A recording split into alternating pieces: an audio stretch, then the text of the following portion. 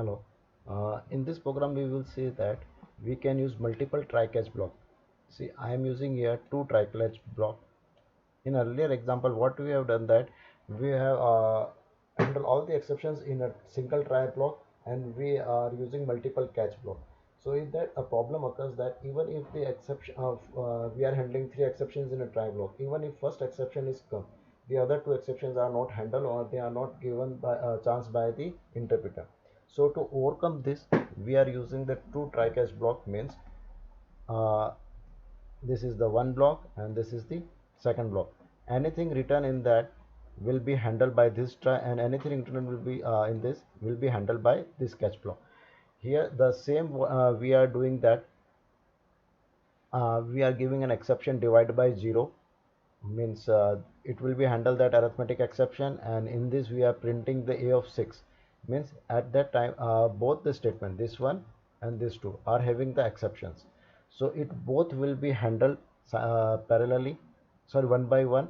And the desired action you want to take, you can take for both the example.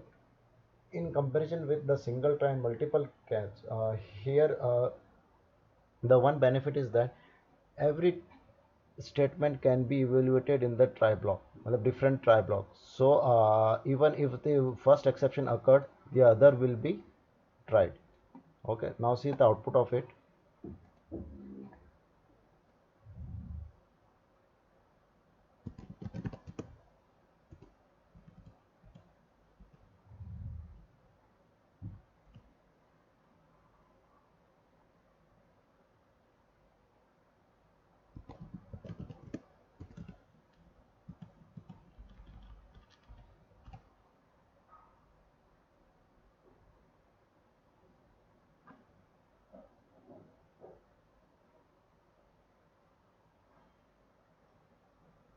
Sorry, Java.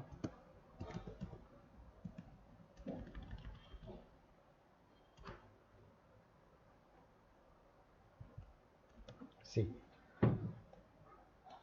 the first here the a1 value is 0, so we cannot divide by any value from 0, and it will give the arithmetic exception divide by 0. So if any exception occurs here, it will be handled by this catch block.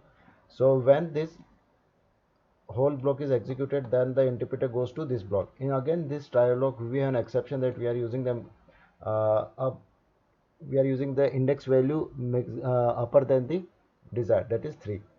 See, Java array, Java lang dot array index out of exceptions, index 6. We are using index 6, but the length is maximum length is 6. So it is the benefit of using multiple try catch block, that every statement is handled individually. Suppose if there is no error in here,